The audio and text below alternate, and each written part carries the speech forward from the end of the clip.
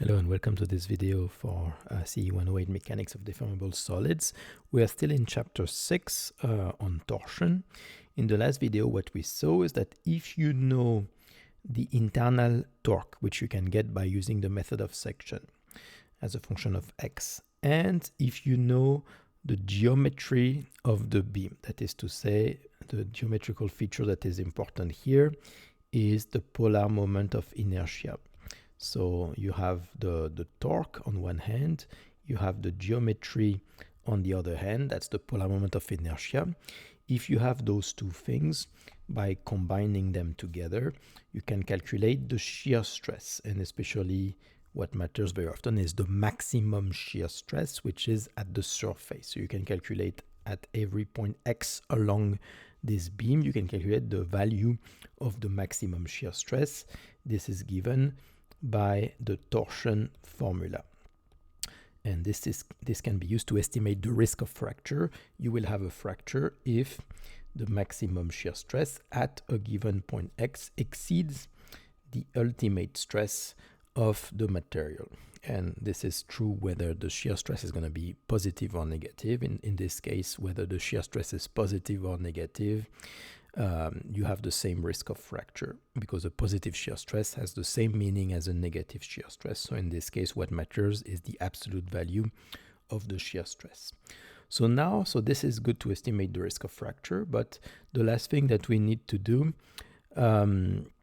is that we need to consider the role of all the possible roles that will govern not simply the stress, but also the deformation itself. So now what we will want to predict is the deformation of the shaft, and in this case the way to characterize the deformation will be to calculate this angle of twist. The angle of twist, we defined it in the previous video, is if you have a beam like this, is that if you have initially, before any deformation, the beam looks like this. After the application of the torque, this beam is going to be deformed like this, and you can calculate the deformation as the twist angle phi. And if we know the twist angle of this beam, that's going to be a way to characterize how twisted it is, that is to say, to characterize its deformation. So that's the thing that we will want to calculate now, is to calculate the twist angle of the beam. So we will have the stress on the other hand that is given by the torsion, and we will have the twist angle, which is going to give us now the deformation. So to get the twist angle, you will need, in the same way, you will need to know the torque, because the torque captures the effect of the external torque that are applied. So you need to know the internal torque to be able to calculate the twist angle. You also need to know the geometry of the beam, because depending on the geometry, depending on the polar moment of inertia of this beam, its twist angle is going to be different.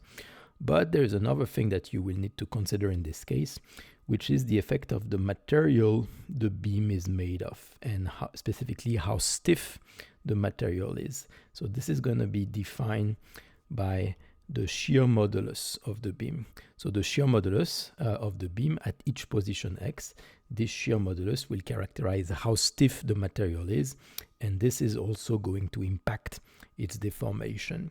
So to calculate the stress, you only need to know the internal torque and the geometry, the polar moment of inertia.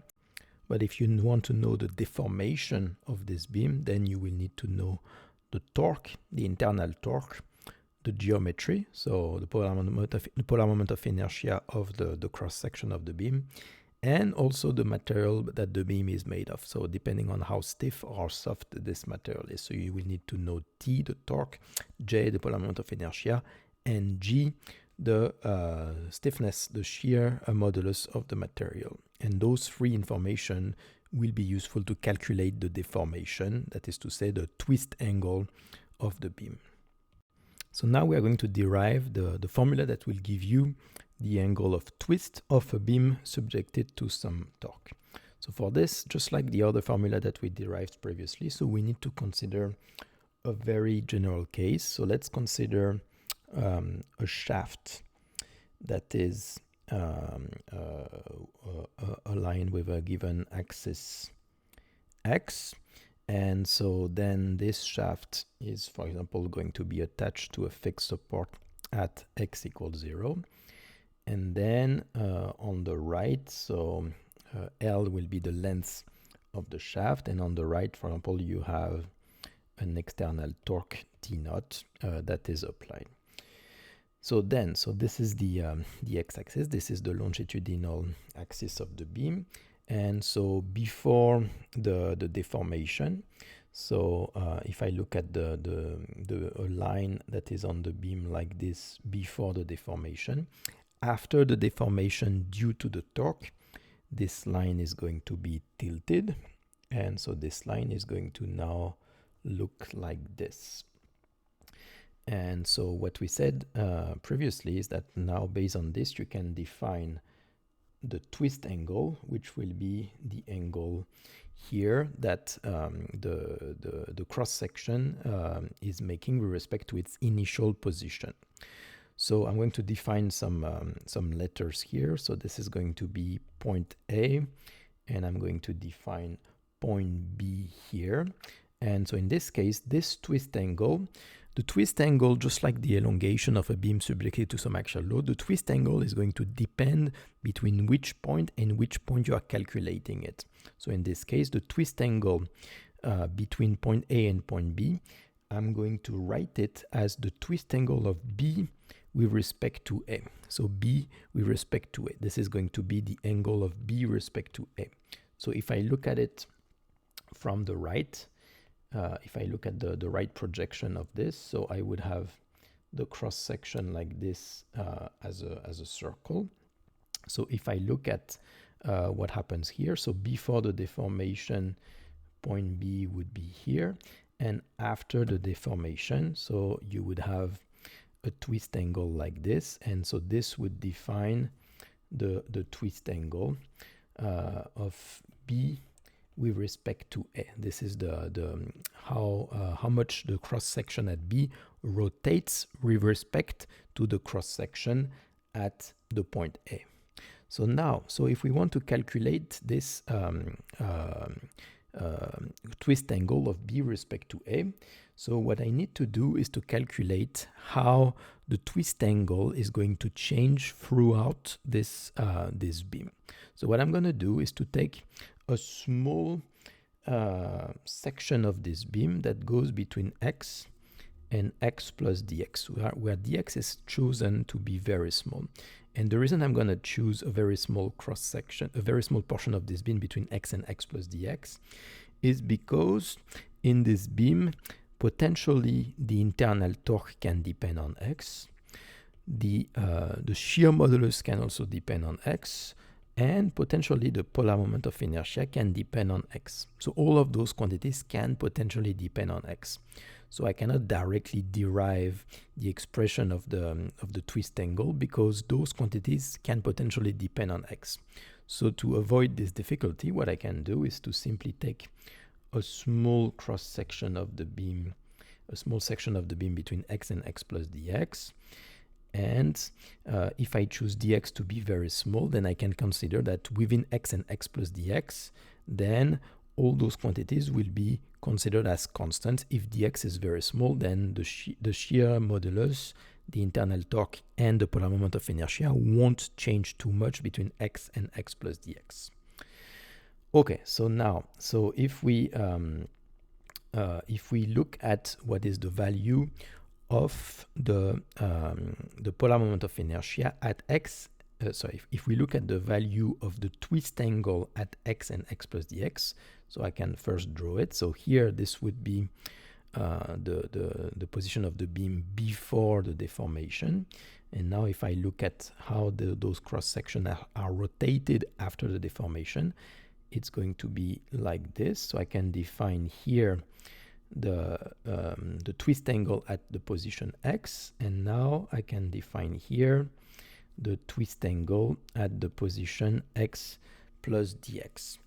So this is going to give me the twist angle at the position x and at the position x plus dx. And what we want to calculate here is how much the twist angle is changing between x and x plus dx. So if I zoom in on this, so at the position x and at the position x plus dx, and if I look at this as those two cross sections from the right, so if I look at it from the right, the cross section looks like a circle. So at the position x, so let's define a point M and a point M prime at the position x plus dx. So if I look at the point x, so initially the beam is like this before the deformation in both cases. And so this is the point M here, and this is the point M prime. And after the deformation, those cross sections are going to be rotated. So M is going to be rotated by a given twist angle, which is the twist angle at x, phi of x, and M prime is going to be also rotated by another twist angle, which potentially can be a little bit higher or a little bit lower, which is going to be the twist angle at x plus dx. So now in the previous video, what we said is that one way to characterize this displacement is either to calculate the rotation of this cross section by the twist angle. So that is the twist angle here.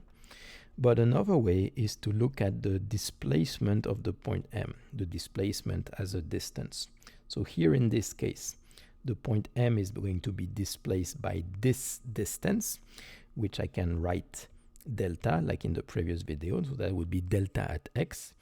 And at x plus dx, the point M prime is going to be also displaced by this distance, which I can write as delta at x plus dx.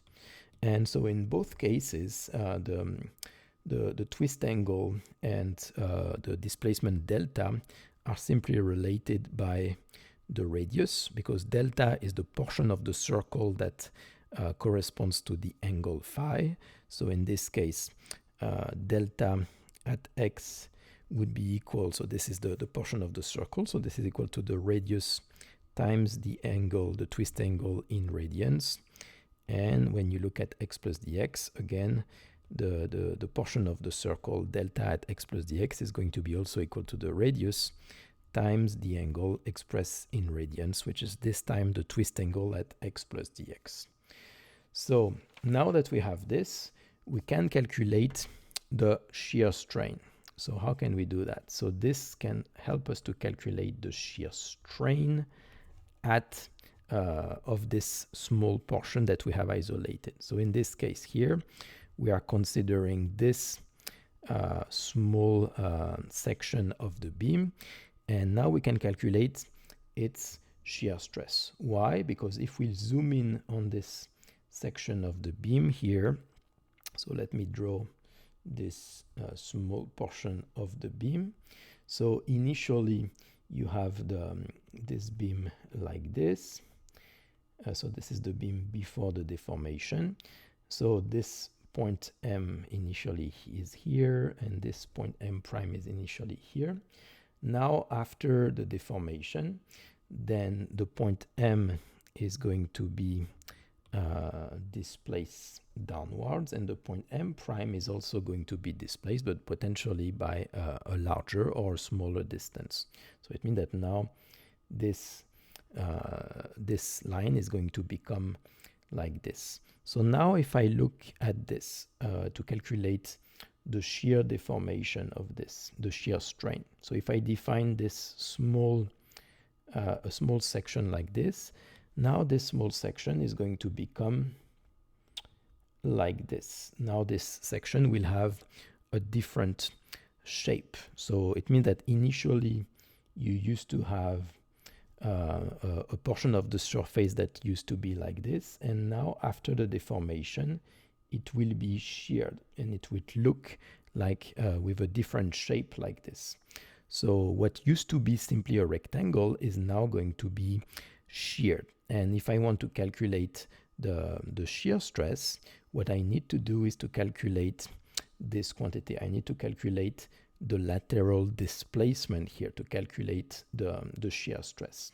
So if I look at this in more detail, so here you have M, the point M and the point M prime. So initially they are related with a straight line. So that's this straight line here. Then we said that M is going down with, in this case, the distance of M, the displacement of M is delta at X. M prime is going down with a distance which is delta at X plus dx. And so this is now becoming a tilted line. So again, if I draw this as a small surface, then it means that this small surface that used to be a rectangle now becomes this sheared rectangle like this. So based on this, I can calculate the shear strain. So how can I calculate the shear strain? The shear strain is, by definition, the angle that those lines are making with the horizontal axis, or we can say that this is the lateral displacement divided by the longitudinal length. So in this case, we are going to use this definition. So we can calculate the shear strain gamma. In this case, this is the shear strain at the surface. So this is gamma max, since the shear strain is maximum at the surface. So this is going to be this displacement here. And so this displacement here is going to be the difference between the displacement at M prime minus the displacement at M. If I take the difference between the displacement at M prime minus the displacement of M, then that's going to give me this lateral displacement here. So let's start with that. So that's going to be the lateral displacement, that is to say delta at x plus dx minus delta at x. And I need to divide this by the longitudinal length, which is this quantity. Here in this case, I have isolated the distance. I have isolated the portion of the beam between x and x plus dx. So in this case, the longitudinal length of this small portion of the beam is simply dx. So here I have the shear strain. The only thing that I should be careful, just like we mentioned last time, is that here what we are doing is a negative shear stress. We are in the negative convention. As a reminder, this is a negative shear stress or a negative shear strain. In this case, the positive convention would be like this. So here, since we are using the negative convention here, we need to add a minus sign because this is a negative shear strain. So now that we have this, so we can simplify this expression a little bit. And the way we are going to do this is to replace delta by its expression. So, so let's do that. So if I do this, I can say that gamma max is equal to minus c times phi at x plus dx minus phi at x divided by dx. So this is simply by replacing the portion of the circle delta by the twist angle phi. So now if I look at this quantity here, this is very similar to the derivative of phi with respect to x. So if I look at the derivative of phi with respect to x, by definition, this is the limit when dx tends to 0 of phi at x plus dx minus phi at x divided by dx. This is the increment of the phi divided by the increment of x, and you take the limit when dx tends to 0. This is the definition of the derivative number. So here, this quantity here is equal, if dx is very small, if dx tends to 0, this is equal to the derivative of phi with respect to x. So it means that based on this, we can rewrite the maximum strain gamma max as being minus c, where c is the radius, times the derivative of phi with respect to x. So now that we have this, this expression, so this is valid if we choose a distance dx that is very small. So now if we have this expression, what we can do is to use two things. We can use first the flexure formula that we derived in the previous video. So the flexure formula tells us that the maximum shear strain is equal to the minus the internal torque times C divided by J. This is the flexure formula. And we can also use the Hooke's law. The Hooke's law tells us that the shear stress is proportional to the shear strain. Shear stress is proportional to the shear strain, and the proportionality constant is the shear modulus. So now if we combine those two things, we have two expressions of the same thing. We have two expressions of tau max, one being based on the internal shear, based on the internal torque, based on the flexure formula, and the other one based on the Hooke's law that is expressed based on the shear strain.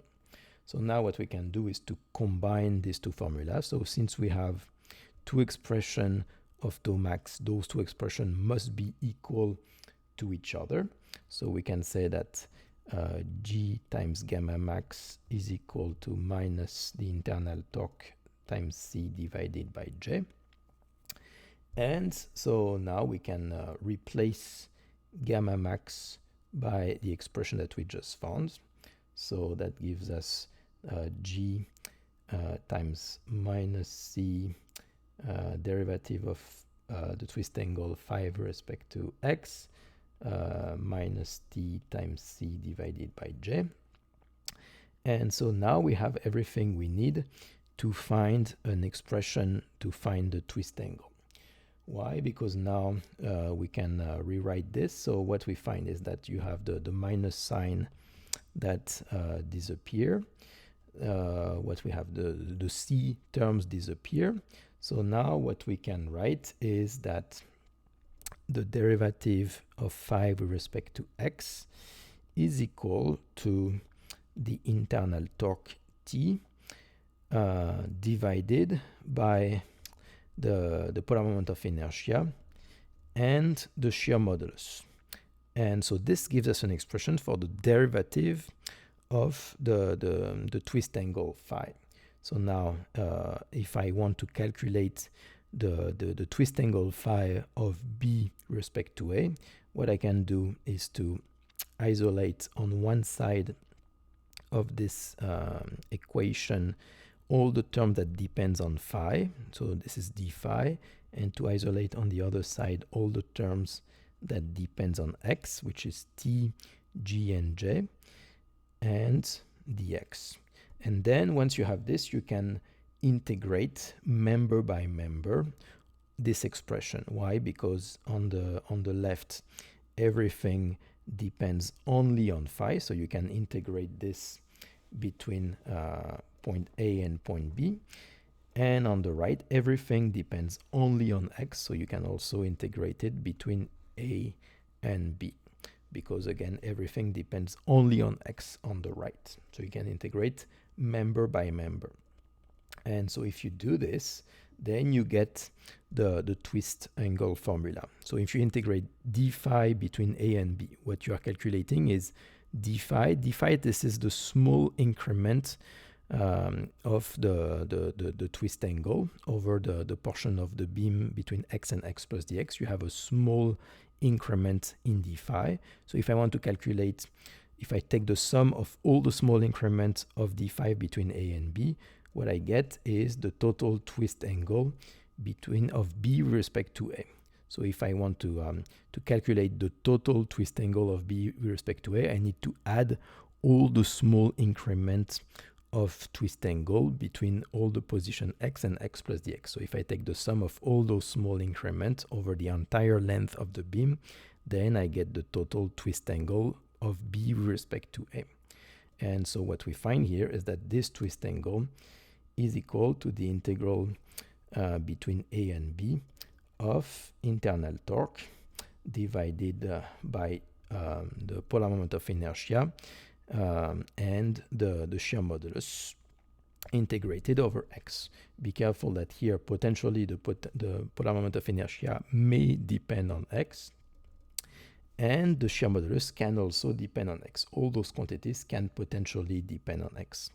So this formula here gives us the twist angle. So this is the formula that will be used to calculate the twist angle. This is the integral between the 2 points between which you want to calculate the twist angle of the internal torque divided by polar moment of inertia divided by shear modulus integrated over x over the length of the portion of the beam over which you want to calculate the twist angle. So when applying the twist formula, there is a special case. Similarly, that when we derived the elongation formula, there is a special case, which is when the material is fully homogeneous.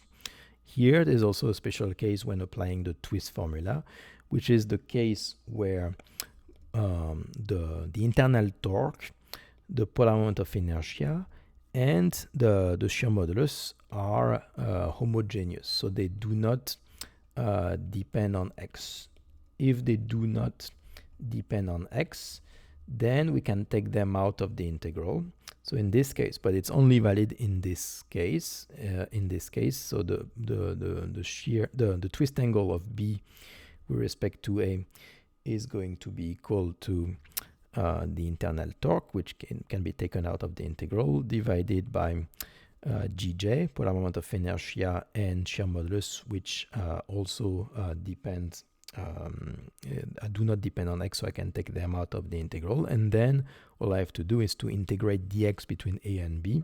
So if I integrate dx between A and B, that gives me the length between A and B. So I can write this LAB, the distance between A and B, the length between A and B. So in this case, that gives a simplified formula. Again, but this formula is only valid when you have a fully homogeneous shaft where the internal torque does not depend on x, the polar moment of inertia does not depend on x, and the shear modulus does not depend on x. Another special case is if you have a circle, then remember that if the cross section of the beam is a circle, then you can use the fact that the polar moment of inertia in this case is pi times c to the power 4 divided by 2, which is the formula that you can use to replace the polar moment of inertia if the cross section of the beam is a circle. So now let's have a quick look at this formula as usual. So let's see about the units first. So T is the internal torque. So the internal torque, this is a moment. So this is in Newton times meter. Then you have the length between A and B, which is in meter. Polar moment of inertia, this is in meter to the power 4. And the shear modulus is in Newton per square meter. So if you combine all those things, you find that the top part and the bottom part of this cross-section exactly have the same units, so that it's consistent with the fact that phi is an angle and doesn't have any unit in the international system of units. So that's one thing. Then let's look at the meaning of this expression. So what we find here is that the shear modulus is proportional to the internal torque. So the higher the internal torque, the higher will be the twist angle. So the twist angle that captures the deformation, the twisting of the beam is going to increase if the torque, the internal torque is increasing. So the higher the internal torque, the higher the deformation, which makes sense. The other thing that we find here is that the deformation is proportional to the length of the beam. It means that if you have a beam that is pretty short like this, then its twist angle will be very small. But if you have now a beam that is 2 times longer for the same exact torque, so if you apply exactly the same exact torque, so if it's exactly the same internal torque, then the twist angle will be also 2 times longer. So the twist angle depends on the length of the beam. So if the beam is 2 times longer, then the twist angle will also be 2 times larger. So the twist angle depends on the longitudinal length of the beam. Then the other thing that we find is that the twist angle is inversely proportional to the polar moment of inertia. So again, this is a consequence of the fact that if the beam has a high polar moment of inertia, it's more resistant to twisting. It's more resistant to torsion. So if the beam has a high polar moment of inertia, then the twist angle will be lower. So the twist angle is inversely proportional to the polar moment of inertia. And finally, the last thing we find is that the twist angle is inversely proportional to the shear modulus, which makes sense in the sense that if the beam is very stiff, if it's made of a material that is very stiff with a high shear modulus, then the deformation will be very low. So the stiffer the beam is, the lower will be the deformation. So the twist angle phi is inversely proportional to the shear modulus. So then the last thing to look at is about the sign. So what we find here is that the length between A and B, that's always going to be positive. The polar moment of inertia J, that's always going to be positive. The shear modulus G, that's always going to be positive. So the sign of the twist angle only depend on the sign of the torque. So a positive torque will give you a positive twist angle. So let's just see the two cases. If you have a positive torque, then a positive torque will look like this. So if you have a beam like this, a positive torque will be induced by some torque, some external torque that are like this. This is what is going to be creating a positive torque, where if you start with the beam like this, it's going to be deformed in this direction. So we said that a positive torque would induce a negative shear strain and a negative shear stress. But when we look now at the twist angle, the twist angle would be positive like this. That's going to be the positive sign convention for the twist angle. If I look at it from the right, it would look like this. So initially on the right, the undeformed beam would look like this, and after deformation you will have a twist angle like this. So that would be a positive twist angle. So this is the case where you have a positive torque. The other case would be when you have now a negative torque. So the beam would start like this. So if you apply a negative torque, that means that now you are inverting the direction of the torque. So if the beam is initially like this, then after deformation it will look something like this. This is going to be now a negative torque. So in this case, the twist angle would be like this. That would be a negative twist angle. If I look at it from the right again, so initially you start like this with the beam being non-deformed, and now after deformation the twist angle would be like this, and this is what we are going to call a negative twist angle. So the positive direction from the twist angle is like this. This is a positive twist angle, and in this case that would be a negative twist angle. So the sign of the internal torque will give you the sign of the twist angle. So together with the torsion formula, this twist formula is the other important formula for this chapter, because it allows you to calculate the deformation, so the twist angle. So to apply this formula, again, the first thing that you will need to do is to calculate the internal torque, T, and then once you have the internal torque, then you can use this twist formula to estimate the twist deformation. The only thing that you would need to know for this is the polar moment of inertia, the shear modulus, and if they are constant, then you can use this simplified expression. And if there is at least one of those properties, either the torque, the internal torque, or the polar moment of inertia, or the shear modulus that explicitly depend on x, then you would have no choice but to actually solve this integral to calculate the twist angle between point B with respect to point A. And so this is the formula that will allow you to go from the external torque. Based on the external torque, you use the method of section to calculate the internal torque. And then once you have the internal torque, you can use it to calculate the deformation. That is to say, in this case, the twist angle. The twist angle is what matters when it comes to the deformation of a beam subjected to torsion. So this is it for the torsion chapter. As usual, we derive the expression to calculate both the deformation and the shear. And so in the next chapter, what we are going to do is to do the same thing, but this time applied to bending deformation. So we are going to consider the case of beams subjected to bending and see how we can derive the deformation and the stress of those beams when subjected to bendings in terms of the external loads and external moment that are responsible for this bending.